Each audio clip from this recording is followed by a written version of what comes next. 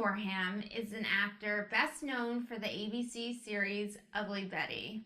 He has also appeared in such series as Insatiable, Popular, Odyssey 5, Felicity, and Once Upon a Time. He is married to his former Popular co-star, Anel Lopez Gorham, and they have 3 children. At an early age, his son Lucas was diagnosed with Asperger syndrome. Chris is now an autism awareness advocate and has been quoted saying, "I don't think of Lucas as my son with Asperger's. I think of him as my son. He's not wrong. He's not broken. He is who he is." So, your son Lucas was diagnosed with Asperger syndrome at age 9.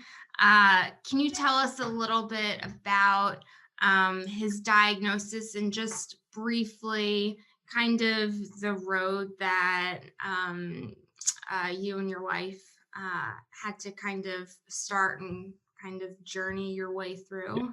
Yeah, sure. Let's see. So as far as like being diagnosed on the autism spectrum, he was diagnosed pretty late compared to a lot of kids.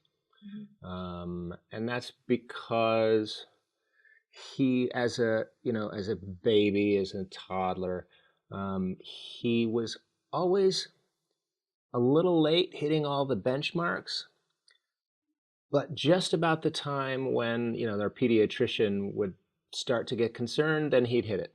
And, Anel and I were both late bloomers as kids. And so, year after year, it kind of got written off to, oh, well, he's probably just a late bloomer. We got to kindergarten. We held him back a year because he was having a hard time. But then the second year through, he did really well. Things really started coming to a head about second grade. And that's about the age where, kids are just getting more sophisticated as their brains are developing. They're discovering sarcasm, nuance, like all of these. They start playing with things where they're not really, sometimes they don't say what they mean. Kids start to learn how to be mean, but in like sneakier ways, like kids do. And Lucas was really struggling with that because he did sarcasm just right over his head. And he started to gravitate towards the kids that were being mean to him because they were giving him attention. So that's really when, all along, especially my wife was kept asking the doctors, like, "Are you sure everything's fine?" And they kept getting reassured, "Yeah, everything's fine." But when this kind of stuff started to happen, it started becoming really clear to us that something was going on. But it took us a year and a half, maybe almost 2, to really finally find the right people to talk to finally get a proper assessment, to get that diagnosis that then made sense. Right. So what do you think has helped you the most as a father to kind of navigate Lucas's journey and just, Asperger syndrome in general?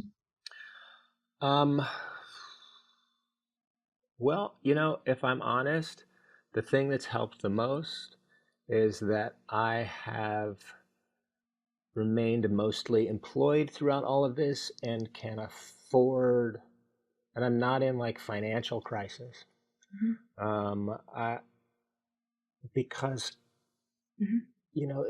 therapies are expensive. They're for the most part not covered by insurance. All of the things that you need to be a good parent, much less a good parent to a kid that has, that's autistic, that has a disability that needs more help than a typical kid.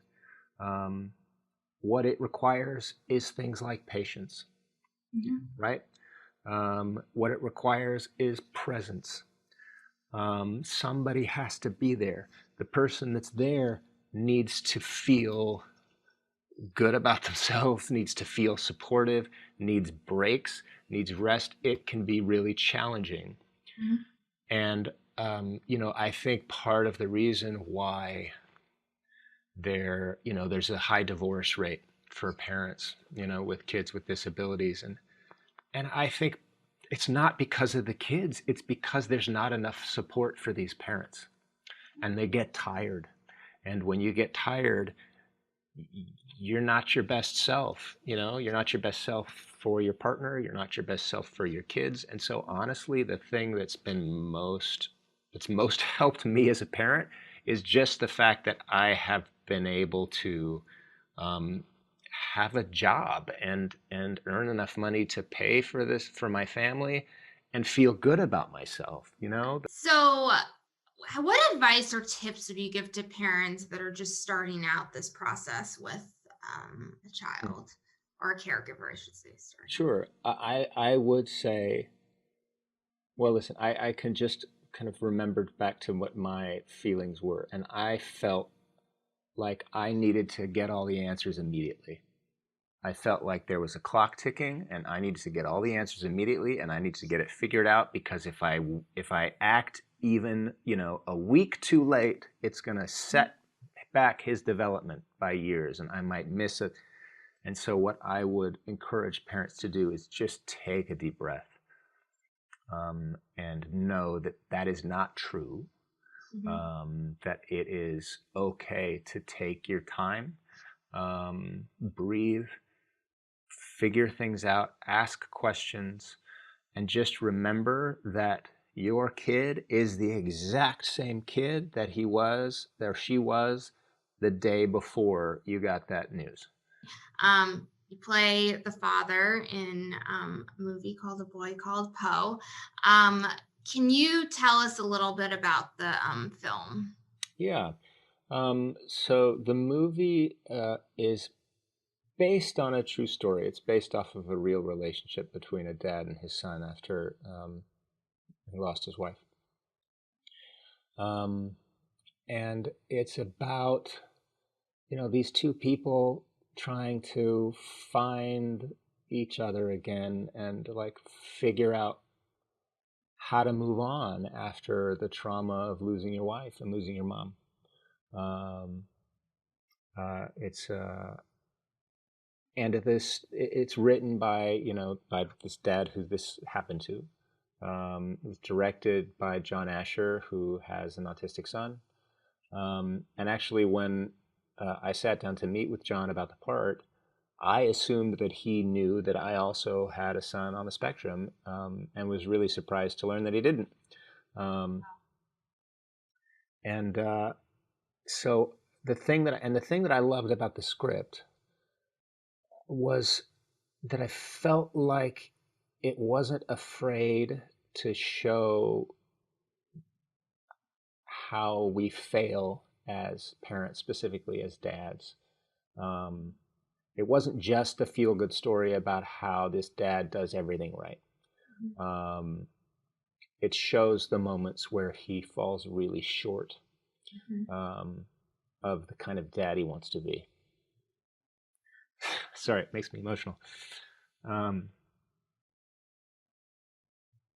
Because, those are the moments that don't go on Instagram. Right. The moments where where you're not a good dad, or you blow it. And, I have had many of those moments, and they just don't get talked about very much. And you don't see them too much in media. And I just thought, like, this is such a great opportunity to make this movie to not just more actually for families that aren't living with this, because the families that are living with this, we all know, but for the typical families, the neurotypical families, to get a peek to see kind of what it's like, the good and the bad, because it's both. it's like anything. Okay, so this is the fun stuff, but what is the best part about being Lucas's dad? Ah, oh, you're gonna make me cry. Oh God, I'm getting you emotional. I know, I can't help it. It's the thing I think that's so cool about just being a parent anyway, is of all my kids, is like you're really the only, like Anel and I, like we're the only ones who have seen them from the beginning. We're the only ones that really know how they started. I mean, like, you don't even remember like anything before you're like No, 3 of or course 4 not. or I anything. was born with it, but yeah, I don't. Right, and like not much before you're probably 15. Like, Right, you don't.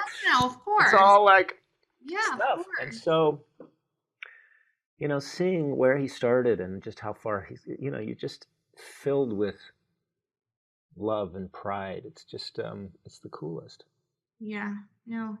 I mean, Lucas is awesome. I don't even know him, but I can just tell, no, from what you've told me and what I've seen, and yeah, your family's adorable. So lastly, what has been the biggest piece of advice that you've ever been given?